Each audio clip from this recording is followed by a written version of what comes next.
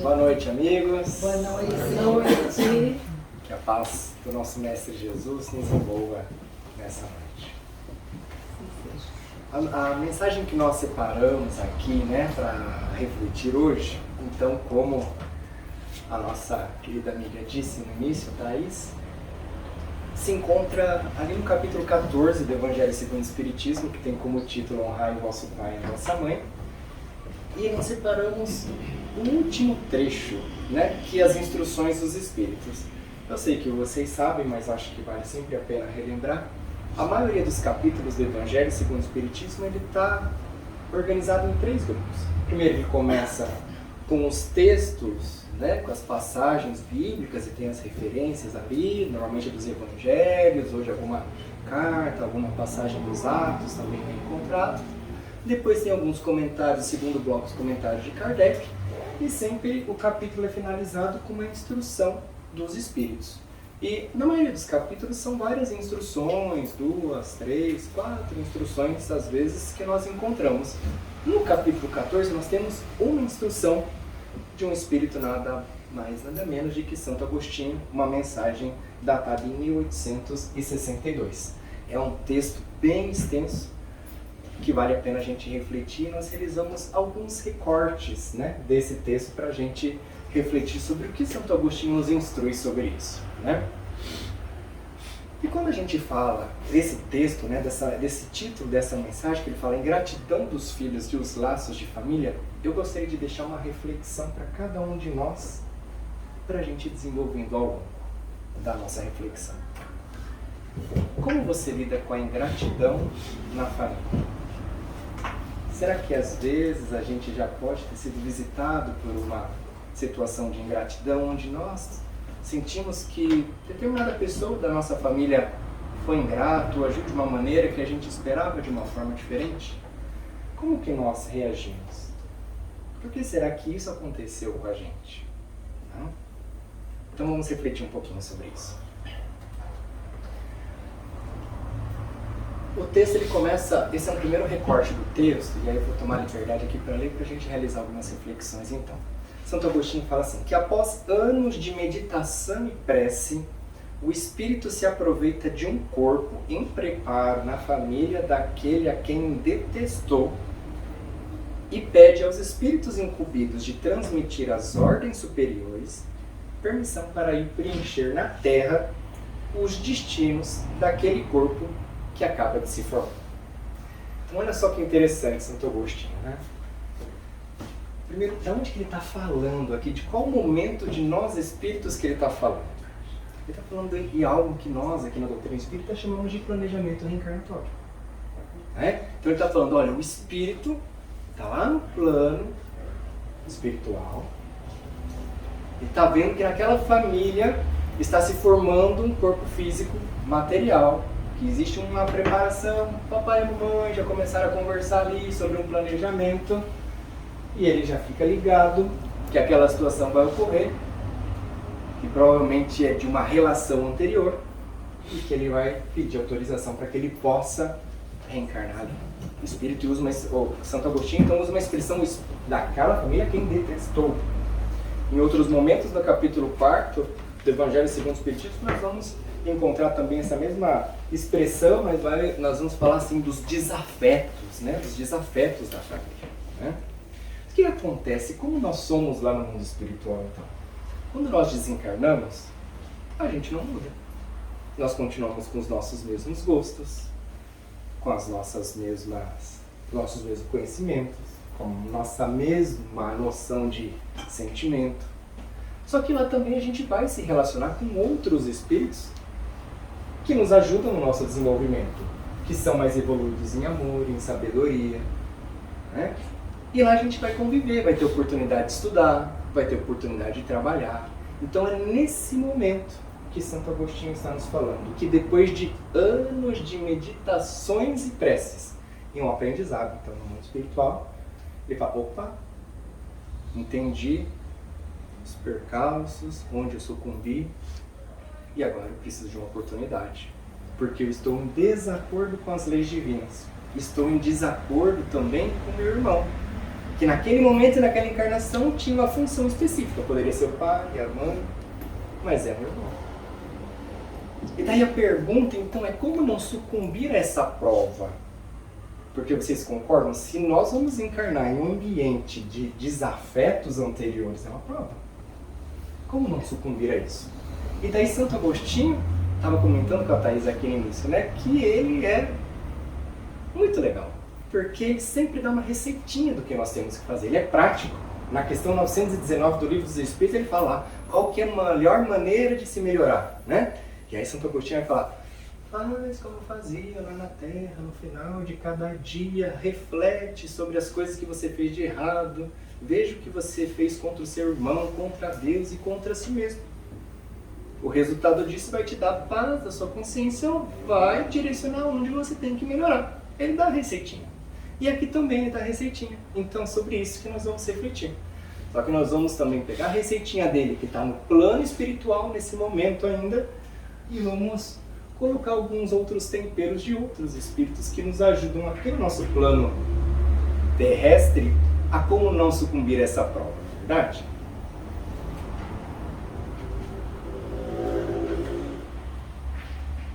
Então, a primeira receitinha, aliás, eu queria dizer um detalhe, como não sucumbir a essa prova. Quando nós estamos no mundo espiritual e todo esse momento onde a gente está estudando, a gente pode até falar: opa, que legal que a gente está com esse conhecimento, que legal que nós estamos com essa oportunidade de aprender e desenvolver. Mas pode ser também que nós, ou espíritos familiares nossos que fizeram parte de um convívio, nossa, sei que a desencarnação não tenha sido tão legal. Pode ser que a gente esteja bem refratário à aceitação das leis divinas. E pode ser que no plano espiritual a gente assim continue. Porque não é que a gente desencarna que a gente vai mudar, como a gente falou. A gente continua com os nossos mesmos sentimentos. E se de repente eu não aceito, não acredito, sou refratário às leis divinas, provavelmente eu vou ter bastante esforço para mudar isso lá no plano espiritual. Mas o fato é que nós vamos reencarnar. Se eu estudei, se eu tenho conhecimento dos erros e que eu preciso dessa nova oportunidade, é o que Santo Agostinho disse. Eu vou pedir uma oportunidade e provavelmente eu vou ter. Mas, se eu ainda não estou ajustado às leis divinas e com esse conhecimento, eu também vou reencarnar. As próprias leis divinas vão fazer com que a gente se movimente para que a gente vá em busca da nossa ascensão espiritual. As leis divinas vão fazer com que esse movimento aconteça e a gente vai reencarnar. É o que nós na doutrina chamamos de reencarnação compulsória. Tipo, obrigatória. Vai lá e resolve o probleminha que você criou. Quando nós reencarnamos dessa maneira, compulsoriamente, sucumbir nessa prova vai ser mais fácil. Porque nós não estamos com isso, com esse conhecimento, mesmo que de forma inconsciente, né? Para que a gente, nas nossas ações do dia a dia aqui encarnados, a gente possa ter decisões melhores. Né? Então, por isso que é importante desde já, encarnados ou desencarnados que aqui estejam, que a gente esteja atento aos ensinamentos, medite, realize prece, para que os eventuais desajustes que a gente tem com os nossos familiares e, por consequência, com as leis divinas, a gente possa buscar um reequilíbrio, um reencontro. Né? E aí Santo Agostinho começa a dar as dicas dele. Né? E aí a primeira expressão que ele fala nesse texto, ele fala assim: tenha boas resoluções. Lembrando que ele está falando isso ainda no plano espiritual. Tudo bem que a gente não lembra, né? Tem o véu do esquecimento, que é uma benção. Mas ele vai... Aqui a gente pode adotar isso também aqui, encarnados. Ele vai falar assim: tenha boas resoluções, ou seja, tenha boas decisões. Quando a gente fala de boas decisões, eu lembro de um texto que está na internet de Joana de Ângeles, que se chama Decisão de Ser Feliz. É um texto que vale a pena ler. Está na internet e é curtinho. E esse texto, Joana de Ângeles vai falar assim, que nós precisamos, existe em todos nós um momento em que nós precisamos ter essa decisão realmente de ser feliz. O momento em que a gente decide deixar de sofrer. Mas o que é deixar de sofrer? É decidir optar o caminho reto. Falar, eu não quero mais ser egoísta, eu não quero tudo para mim. Eu não quero as coisas para mim antes do que dos outros. Eu não quero que esse orgulho que vem e está carregando comigo há vários anos, há vários séculos, permaneça, porque isso nos faz mal. Nos afasta, né, do bem, nos afasta de Deus, nos afasta das coisas boas. Então, existe um momento em que nós precisamos tomar essas resoluções, essas decisões de sermos felizes. Né? E é sobre isso que Santo Agostinho nos fala. Tome boas decisões ao reencarnar. E estando aqui também. A segunda dica que ele fala, ele diz assim, estude a si e a família. Bem alinhado com o que ele fala no capítulo, no item, na questão 919 do Livro dos Espíritos. Conheça-te a ti mesmo. O sábio da antiguidade já disse. Né? Conheça-te a ti mesmo. Então, nós precisamos desse mergulhar na gente mesmo. Às vezes a gente acha que a gente conhece a gente, né? Mas aparece uma situaçãozinha do dia a dia, a gente vai ver realmente quem nós somos, como nós reagimos às situações do dia a dia. Né? E conhecer a nossa família. Sem julgamentos, né? Sem falar, eu já tracei o perfil, fiz lá o eneagrama da minha família, esse cara aqui eu sei. Com respeito, com humildade, mas buscando compreender qual que é o meu papel ali na família. Por que eu estou aqui? Porque a justiça divina não erra. Se nós estamos aonde estamos, é porque nós precisamos estar ali. E que os outros, os nossos familiares também precisam da gente, para que a gente possa juntos continuar nessa escalada evolutiva. Né? Já reencarnados, nós temos outras ferramentas, que são outros espíritos que nos auxiliam a não sucumbir nessa prova das nossas relações familiares. Jesus nos disse, né, sobre a oração e nos falou sobre o amor, sobre o amai-vos. Né? O Espírito Emmanuel, no livro Pensamento e Vida, ele vai nos dizer que a oração é uma alimentação psíquica. Né? Então, é um alimento. Aliás, dizem que o caminho mais curto entre nós e Deus é a oração. Né? Então, nós precisamos desse alimento para a nossa alma e para que a gente continue a nossa jornada. Né? E o amor. Eu trouxe um trecho, acho muito legal, sempre trago isso. Lá no capítulo 18 do livro Nosso Lar, tem a dona Laura que está ali conversando com o André Luiz e ela dá um ensinamento muito interessante. Ela fala assim, que o amai-vos uns aos outros não visa apenas a prática da caridade, mas também a alimentação uns dos outros no campo da fraternidade e da simpatia. Então, esse amor que nós precisamos, e que Jesus já nos disse, já nos deixou há tanto tempo atrás. Né? Essa oração que ele também nos ensinou, orar e vigiar. Né? Segundo ponto, o Evangelho de Jesus. O Evangelho de Jesus, sem dúvidas nenhuma, é um convite para o nosso refazimento moral. É um convite, é uma proposta de mudança comportamental, sem dúvida alguma. Existe um livro do Emmanuel também, pela psicografia do Chico, que se chama Renúncia. E lá nós temos uma personagem que é a Alcione, um espírito muito iluminado que não precisava nem mais reencarnar.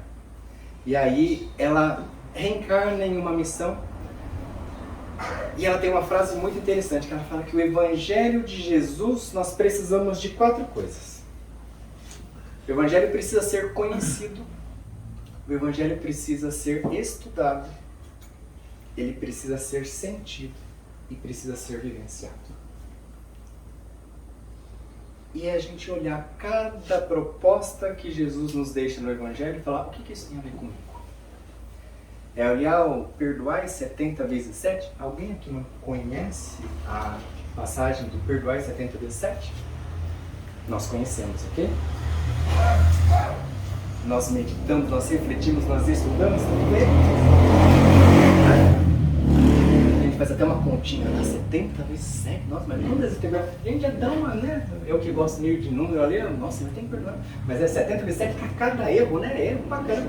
Poxa, então realmente, ok. Mas e aí, a gente sente, já internaliza isso? Já começa a ficar mais difícil. Essa que é um sinônimo que propõe. E vivenciar. Estamos vivenciando o Evangelho, perdão? Então essa é a regra que ela nos diz, né? E tantas outras, né? Parábola dos talentos.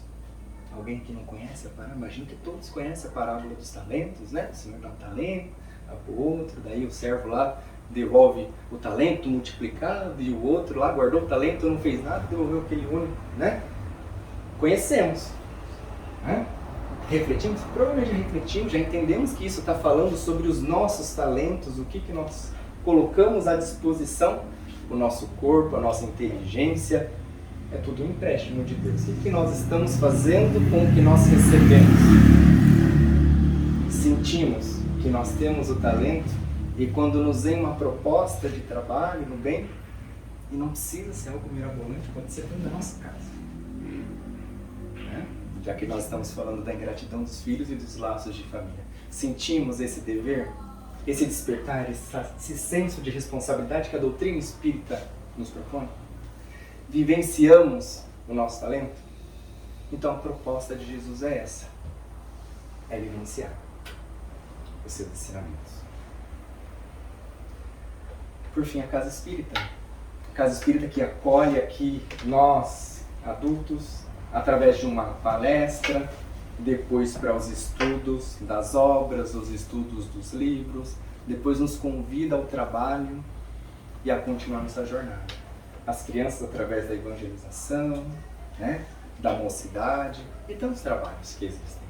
Né? A casa espírita com tantos livros, com tantas obras que a gente pode começar lá do simplicinho se quiser aprofundar uma série psicológica da Joana de Ângeles. Nós vamos encontrar. Né? São várias ferramentas. Imagino que não tenha nenhuma novidade aqui para nós. Mas como estamos vivenciando isso? E também não é fácil aplicar. Eu vou contar algo para vocês do que aconteceu comigo enquanto eu preparava essas reflexões. Porque eu, quando estou preparando assim, aí eu fico muito atento, né, às coisas que estão acontecendo. E estou preparando uma palestra chamada Ingratidão dos Filhos e os Laços de Família. Ok, eu tenho um filho de 5 anos. Eu que vou buscar ele na escola, ele fica integral. Quando eu vou buscar ele na escola, eu levo uma bolachinha assim, porque ficou o dia inteiro na escola, né? Pro forró, estamos até chegar a hora da janta, né? Pra não ficar meio azedo, né? Que essa criança com fome fica meio azedinha. Ok, cheguei naquele... E ele já está acostumado, né? Ele entra no carro assim e fala, papai, o que você trouxe? Aí naquele dia, eu tinha levado uma bolachinha de água e sal. Aí ele levou uma bolachinha de água e sal e ficou bravo porque eu levei uma bolachinha de água e sal. Aí eu falei, o quê? Eu estou preparando uma palestra de ingratidão dos filhos e meu filho está ingrato porque eu trouxe uma bolachinha? O que é isso? Aí tá o meu erro, tá, gente? Vou fazer um parênteses aqui. A criança ficou integral. Final do dia, o que eu quis fazer? Eu quase fazer uma palestra para uma criança de 5 anos. Nós temos um trabalho, eu faço um trabalho de segunda-feira, fica o convite no abrigo Bom Samaritano. É um abrigo de homens em situação de rua. E ele sabe, sempre quando eu vou à noite, falar, papai vai lá fazer o trabalho com os amigos, falar de Jesus e tal. Aí eu comecei a falar para ele, filho, sabia que aquele trabalho que o papai faz, eles não têm nem água. Sabia que eles vão lá para tomar banho e dormir porque eles não têm casa. E aí comecei. E aí o carro vai ficando quieto e eu tô aqui dirigindo, né? Daí eu falei, certeza, né? Agora eu tô vivenciando o Evangelho, eu conheço a mim, conheço meu filho, tá dando tudo certo, né? Todas aquelas instruções, tudo de acia, boas resoluções, aproveitei a oportunidade. Quando eu olhei no retrovisor, o meu filho de 5 anos estava assim. O que eu fiz? Muito calmo, assim, né? Pra vocês verem como não é fácil, né? Muito calmo, eu falei, vou estudar a família, amai os evangelhos de Jesus. O que eu fiz? Para quem tem criança na família, alguma coisa, sabe que a maioria das escolas aqui, na sexta-feira é o famoso dia do brinquedo. É um dia que pode levar o brinquedo para a escola, tem lá, tal, já sabe que é o final do dia, tal, papapá, as crianças vão toda hora. Isso era uma terça-feira, meu filho já tinha colocado no carro o brinquedo que ele ia levar na sexta. O que eu fiz assim, muito racional, muito... Peguei o brinquedo e falei, você não vai mais levar esse brinquedo na sexta-feira. Ó, foi maravilhoso, né? Essa minha decisão totalmente assim, né? A mais. Foi maravilhoso. O que aconteceu? Dentro do carro, vocês imaginam aquela loucura, né? Porque daí a criança já começou a berrar, a chorar, porque o brinquedo, né? Feria algo muito importante para ele, né? E aí eu já tinha que olhar no retrovisor, já tinha que olhar no trânsito para ver se eu não ia bater o carro, já a confusão estava armada. É fácil. O que eu fiz? Depois, assim, analisando essa noite, eu vou contar o desfecho da história. Mas algo que a gente precisa, e Santo Agostinho, então, ele fala após anos de meditação e prece, né? A gente tem que tomar boas resoluções. Só que uma coisa que nós não podemos esquecer é que, está lá no Livro dos Espíritos, que o Espírito nunca retrocede. Ele sempre evolui, na pior das hipóteses, ele estaciona. Então hoje nós, com todos esses nossos defeitos que nós temos, nós estamos na nossa melhor versão de nós mesmos. Então significa que nós estamos vindo de milênios de más tendências, de coisas erradas, de caminhar no erro. E isso ainda é muito forte, principalmente nas nossas reações. Por isso que nós temos sempre que buscar responder às situações do dia a dia. Quando a gente fala de responder, significa que nós estamos agindo de uma maneira consciente. Nós respondemos às situações do nosso dia a dia de maneira consciente. E não reagimos como eu reagi ao pegar o brinquedo de uma maneira instintiva. Nós temos que buscar sempre sair desse instinto que ainda é muito forte em nós, de milênios, de erros, de raiva, de ódio, de orgulho, de egoísmo, que é muito forte na gente. Tentar tirar essa reação instintivamente e partir para um local onde nós conseguimos responder conscientemente, através do estudo, das reflexões, que é a proposta de Jesus. Né? E aí tive uma lição com meu filho nesse dia, porque daí eu cheguei em casa e falei, cara, não posso. Falei, filho, ó, não foi legal, né, aquela situação lá no carro e tal. E aí quando a rotina em casa é assim, né, daí eu chego em casa, já faço uma brincadeira com ele de apostar a corrida para ver quem chega no banheiro para tomar banho. Não que a minha casa seja grande que dá para apostar a corrida, tá? Mas assim, é simbólico da corrida, assim, da sala, dá 3 passos já chega no banheiro, mas é uma corrida para o meu filho, ok? Aí, eu falei, filho, não foi legal, tal, não sei o que, né? Aí a lição da criança, né? Porque ele falou, tá tudo bem, papai. Aí ele já tirou a camisa, 1, 2, 3, e foi correndo pro banheiro tomar banho. Se fosse com um adulto que acontece uma situação, os laços de família, o que acontece? A gente fica com um bico desse tamanho 3 dias, ou mais. Até esquecer porque a gente está de bico, né? Já teve essa situação? Você fica de bico, fica sem conversar, de repente já nem lembra mais por que você está sem conversar com a pessoa, né? Porque infelizmente nós somos assim, milênios no erro, milênios no instinto. Precisamos mudar isso. O Evangelho segundo o Espiritismo tem uma abertura do Espírito de Verdade que diz, os tempos são chegados. Espírito de Verdade. Lá em João, Espírito, tem uma anotação no Evangelho de João. Ainda não disse tudo o que deveria dizer, mas vou deixar um Consolador prometido. João anotou isso há 2000 anos atrás. E o Evangelho segundo o Espiritismo começa, são chegados os tempos, percebam? Aquele tempo que Jesus falou assim, ainda não disse tudo porque não é o momento, o Evangelho segundo o Espiritismo começa, são chegados os tempos. Assinado Espírito de Verdade. O que o João fala? Vou mandar um Consolador prometido. Percebam? São chegados os tempos. Nós não temos mais tempo para permanecer no erro.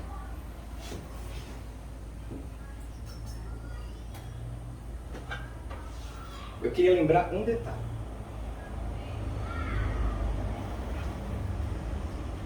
Tem uma palavra forte, né? Me chama a atenção aquela primeira frase de Santo Agostinho que fala: o Espírito vai reencarnar num ambiente a quem detestou. Nossa, então só na nossa família, só gente que a gente detestou? Não é bem assim.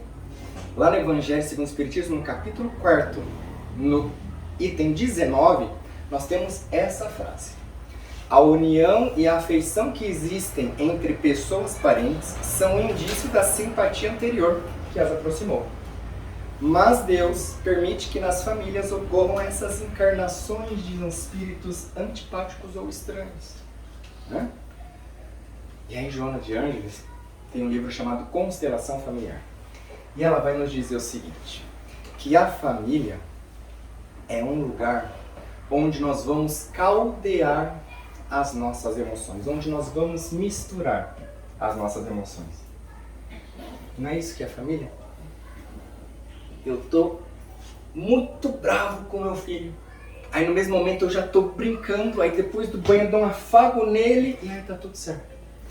Então, o ambiente familiar é esse ambiente onde nós vamos exercitando, onde nós vamos caldeando, misturando as nossas emoções. A gente às vezes exagera um pouquinho ali na raiva, aí a gente tem que colocar uma dose a mais de amor, colocar uma pitada de paciência, e aí nós vamos misturando, formando esse novo elemento para que esse novo elemento seja mais depurado, né? Seja mais alinhado com as leis divinas. Né? Então Joana de Ângeles fala disso, que é um ambiente onde nós vamos caldear, né, essas emoções. E se a gente identificar um desafeto entre os membros da família, o que a gente deve fazer? O que devemos fazer? Só por Deus. Só por Deus, né? A família, a gente não pode esquecer, é esse laboratório de experiências através da convivência. E quando nós falamos que é um laboratório de experiências, não tem receita de bolo. Não é bonitinho, ninguém recebe um manual.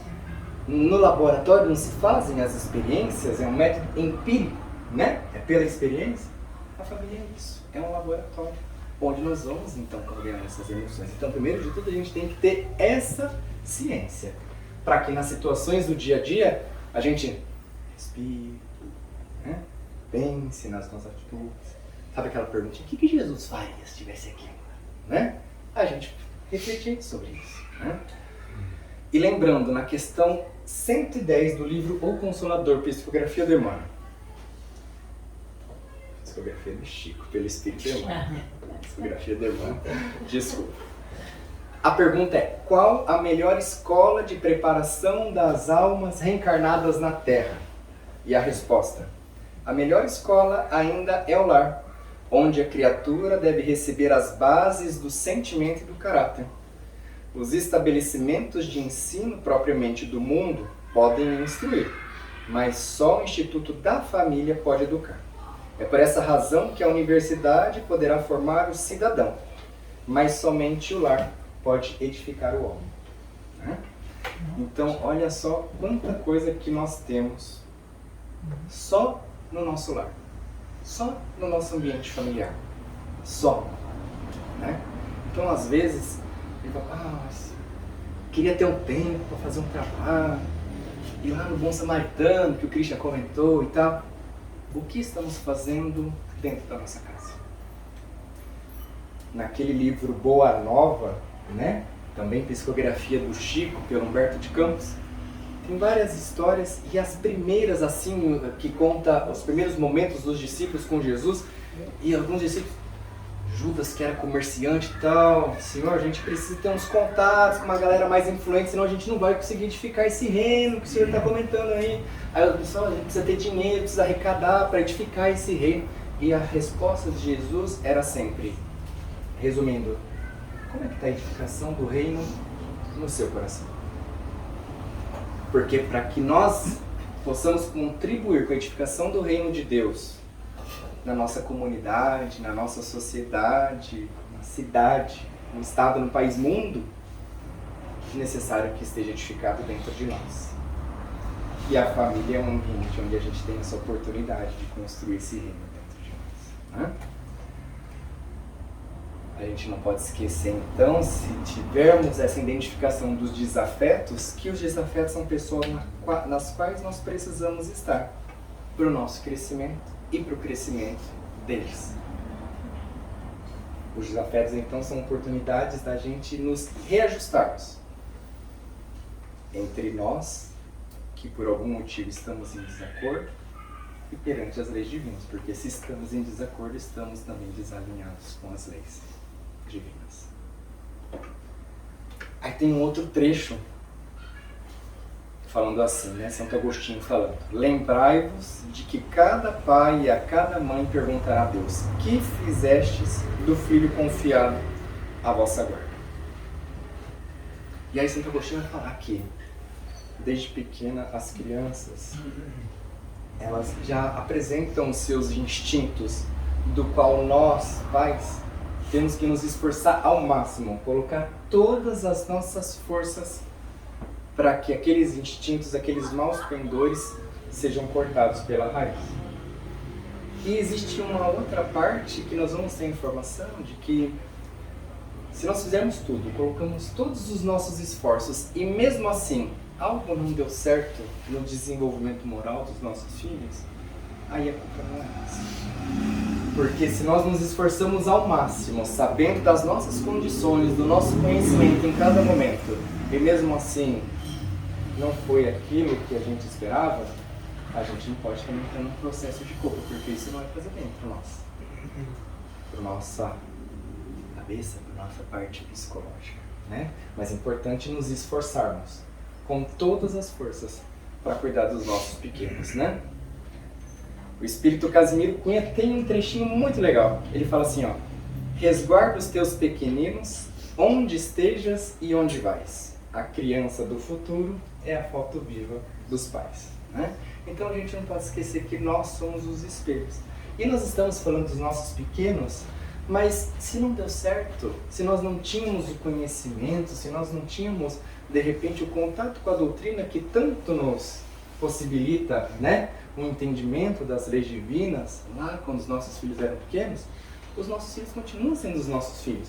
Jovem, adultos, saiu de casa, continua sendo os nossos filhos. Então, a oportunidade é sempre a oportunidade que nós temos.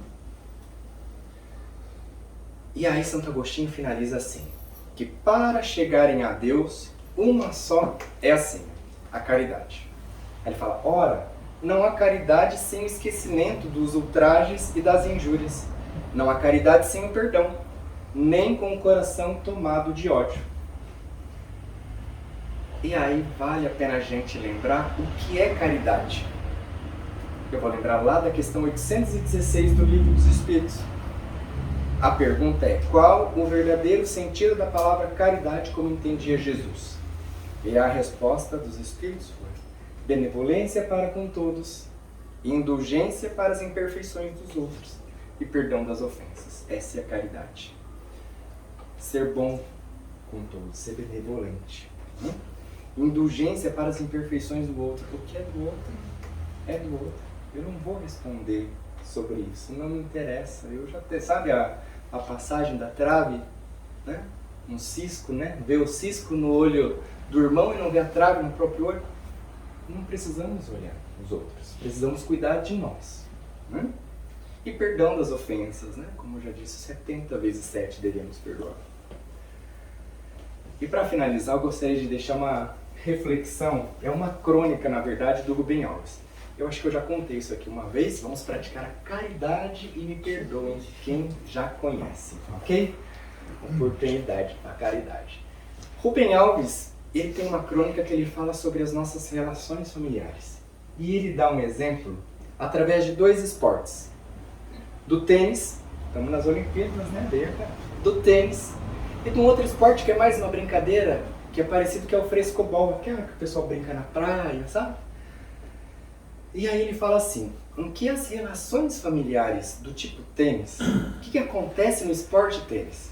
Você tem 2 jogadores, eles usam raquete, tem a bolinha. O objetivo do jogo é o quê? É ter um vencedor e um perdedor. Já começa muito bem o negócio aí, né? Pensando nas relações e nessa analogia com as nossas relações familiares. Nós temos adversários, e um adversário, ele estuda muito bem, conhece muito bem o outro. E aí o que ele vai fazer? Ele conhece os pontos fracos. Ele vai jogar a bolinha lá naquele ponto fraco. Ele vai explorar o ponto fraco do seu adversário. Será que naquela sugestão de Santo Agostinho do conheça a vossa família, a gente aproveita, conhece os pontos fracos e dá uma pisadinha no carro dos nossos familiares? Expõe, usa alguma situação contra? Isso é a analogia que ele está falando. Conhece as fraquezas, explora, joga a bolinha lá para ele ser derrotado. O jogador está sempre pronto para dar uma cortada. Sabe? Aquela resposta atravessada, aquele olhar que sai um raiozinho assim, sabe? Está sempre pronto, né? Está sempre pronto para dar aquela cortada, aquela raquetada, né? Esse é o tênis.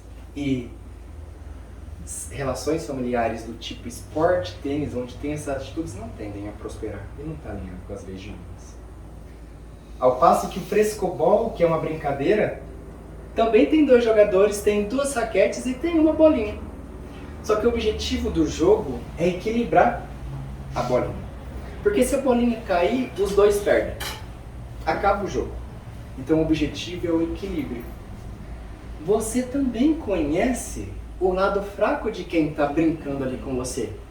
Mas você não vai explorar aquele lado fraco. Pelo contrário, o objetivo do jogo é permanecer com a bolinha em equilíbrio. Então você vai favorecer e jogar num lado onde a bolinha vai ficar legal para ele devolver para vocês e vocês continuarem. E quando você recebe aquela bolinha torta, aquela forte que você tem que se esticar todo, ou seja, você recebe aquele bom dia meio de mau humor, você recebe aquela resposta que você não estava esperando.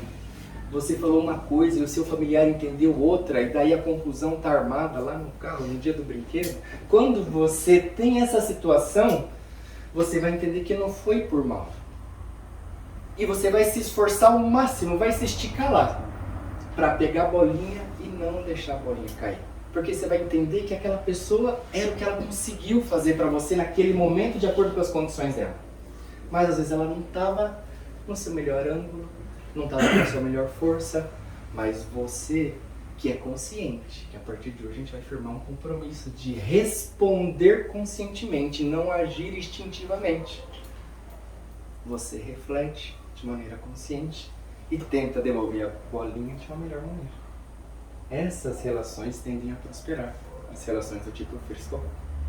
Fica o convite para que nas nossas famílias, nas nossas relações familiares, e aqui não só dos laços sanguíneos, consanguíneos, mas também da família universal que somos todos nós, que a gente preze por relações do tipo frescobol.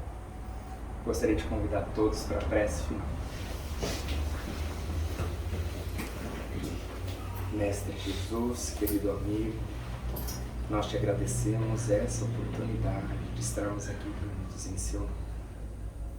Agradecemos, Senhor, por todos os ensinamentos que nos deixaste, os seus ensinamentos. E rogamos a Ti, Senhor, que possamos contar com o auxílio dos nossos anjos guardiões, dos espíritos amigos, para que juntos, nessa jornada evolutiva, possamos tomar sempre as boas decisões. Que possamos estar atentos e vigilantes, Mestre, aos seus ensinamentos, e assim as nossas atitudes de cada dia possam refletir aquilo que agrada a Deus, que é nosso Pai. Que possamos voltar aos nossos lares cheios de amor, cheios de paz, e que possamos ter uma noite de sono muito agradável, com a sua bênção, com a sua proteção. Que assim seja, graças a Deus.